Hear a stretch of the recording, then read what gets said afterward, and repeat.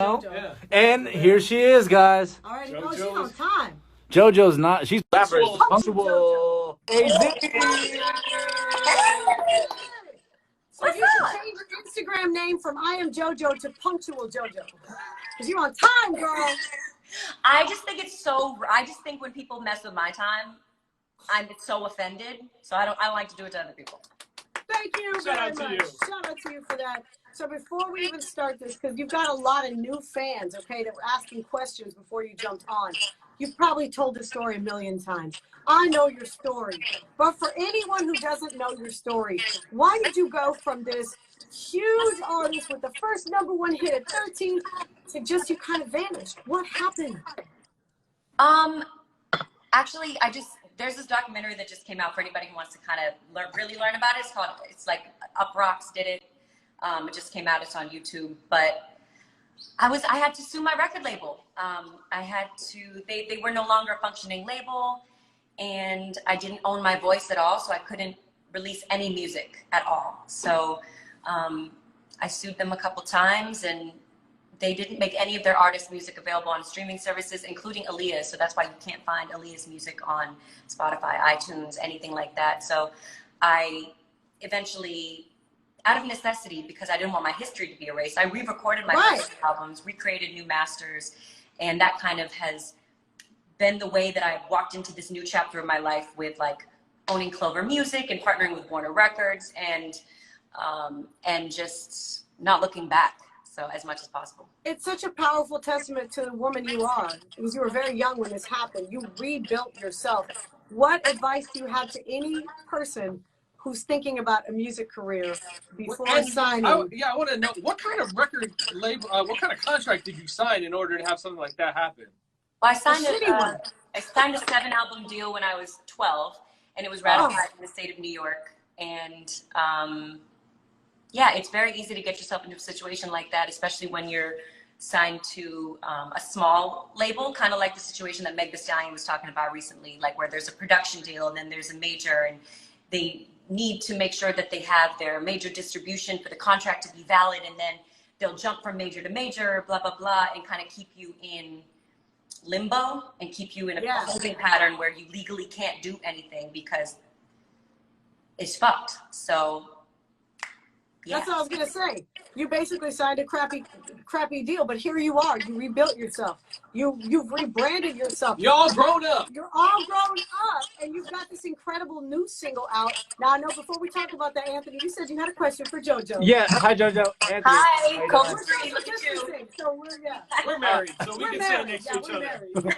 I got a question in relation to your Instagram story. Your open face barbecue jackfruit sandwich. Did you make that? Did you make that? Yeah, I made it. Wow. Yo. I've been like, one thing. Go My ahead. future wife needs to have your cooking skills because that looks amazing. Thank you. I've been experimenting with tons of plant-based recipes while I've been in lockdown, and my mom has been reaping the benefit of it because we're quarantined together. So you only eat plant-based? No, I'd be fucking up all the time. But I'm not perfect. But for the most part, I eat mad plants. Like, and last night, instead of doing like pulled pork, it's jackfruit. So I haven't had like pork in a long time, but you know, I'll mess around and have the drunken chicken wing from now and then. Like, I'm not perfect. Fall off the wagon and get right back on. That's right. It's not a thing. You fall off and get right back on. You put out a playlist today. Today, for anyone who doesn't know, is the day that Prince passed away. I think the world was shocked when it happened. We knew that he had some problems, but the fact that he died in the way he did by himself is just tragic. He was such an incredible artist. What did Prince mean to you? You put a playlist out, and what's your favorite Prince song of all time? Well, that's so hard. I was just dancing around the house listening to him, and I was just like, who can we really even compare him to? Like, no one. Nobody. His artistry across the board, from his songwriting to his vocal range to his multi-instrumental capabilities to his dancing. He got into splits, and then and then his style and his signature. I mean, my favorite Prince song, I don't know. I really love. I can't say a favorite, but I love Diamonds and Pearls. Yeah, I don't know. there are just so many great ones. So, and yeah, it was totally shocking. And we just, I think the generation that's coming up right now, I don't know how much they're familiar with him. So I just wanted to share to whoever, even if it reaches just a couple people, just listen to that. Listen to some Prince. So We just got to study. So my uncle was the engineer for Prince at Paisley Park. If you Wow. ever need it, yes, if you ever need any mastering or anything like that, I got you the hookup. Oh my There you God, go. that's so crazy. That's crazy, right? It really is. It's like, That you is know, you amazing. work with Prince. He's incredible. Oh. Yeah. Your recent single, let's talk about the single man real fast. Yes. What's the inspiration and everything behind that? The video is amazing. Yeah, it is. That's why I said you're all grown up now. All grown up, JoJo. Can't help it. It won't stop.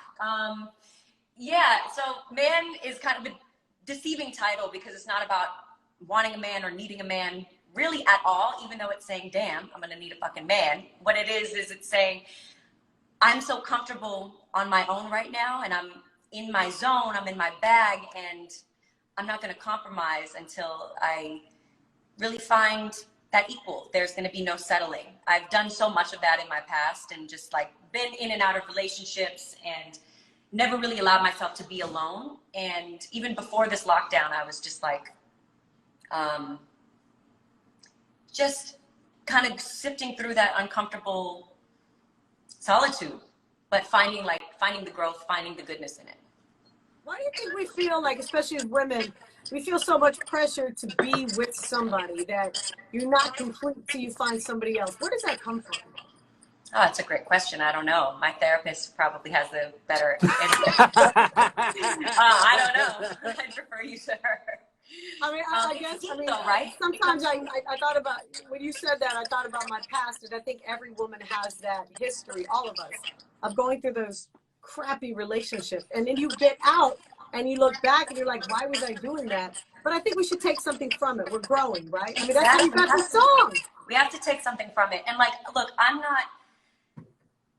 I was so imperfect in my past relationships. Like, it wasn't just me like, oh, I'm getting my heart broken over and over again. Like, I'm trash sometimes, okay? So Yes, there's a lot of stuff on the album about that. I had to write through it, but I had to be like, until I love myself, until I accept myself and forgive myself for some things I've done in my personal life, you know, I just need to take a rain check on relationships. You can't give somebody your best when you don't feel your best about yourself. So you're almost there, girl. Yeah. I don't know. I think you're pretty damn perfect the way you are. I think you're an incredible role model because of what you've been through and the fight that you've had. It's inspirational to other women and just anyone in general, not just musically. You fall down, you get up, and you keep fighting so that, you know, so you can get back up and fight another day. I mean, look at where you are now. I can't believe that you signed that deal at 12. It's unbelievable. I know, it really is insane. Yeah, to think back on that is just, it's a lifetime ago. And like you said, though, it's not about falling. It's about continuing on. Like, and that's the case for everybody. It's not about one industry or, you know, your story doesn't end until you give up. That's right. And you just don't give up. You got to keep fighting every single day. On that note, the album out May 1st. May 1st. Y'all. Good to know. I want to hear this. Good Yeah. to know. I want you to hear it too. Get the shit. Download it. Good to know the album. What's the inspiration behind the album name? What's the vibe? So kind of like I was mentioning, it's processing these, you know, relationships that I've been in, and also just like patterns that I've had, coping mechanisms, like wanting to escape. So we're all in this situation that we can really do nothing about other than accept, but we used to have other things we could do. We could go out, we could, you know, drink too much, we could go make out with random boys, do all these things. We don't have that available to us anymore, you know what I mean? So I'm kind of like going through this process of accepting and finding myself. And I think it's going to be like, it's not one straight shot, but that's what this album is. It's just processing and hopefully growing at the end of it. May 1st, everybody stream the album. Last question, JoJo. You have such a soulful voice. I'm sure you've been told this your entire life. Who inspired you when you were young? What were you listening to? Was it old music, new music? Your voice that you did the COVID song, you know, I thought that was so fun. You redid the song, but the voice is just so, it's like you're this young person with an old soul voice. Like, where does that come from, the inspiration? I, Oh, come on, girl, come on. I was listening to all different types of things. Franklin, Whitney Houston, Mariah Carey. I had the honor and pleasure of actually spending some time with Mariah like a couple months ago backstage at her show in Vegas, and she was so incredibly welcoming, and we sang together. She put it on her YouTube channel. It was like the most mind-blowing experience of my, it was so, I just appreciate her so much, and she's the GOAT, you know, a living legend. So yeah. It really is. Those are some pretty damn good influences. Well, I'm sure that you're influencing a lot of people right now. So thank you for taking this time. I know you don't have to. Congratulations on everything. Keep fighting that fight. You're talking for us women. We love you. We appreciate you. Thank you so much. You guys, May 1st, good to know. Go get it.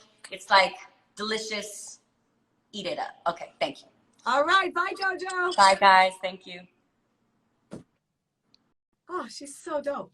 Yeah, that was Dude, that was dope, right? JoJo's so dope. I love her. May 1st. All right. Thank you, JoJo. We'll keep doing these lives. I want to tell everybody out there to be safe, be healthy, wake up with the Dana Cortez Show Monday through Friday.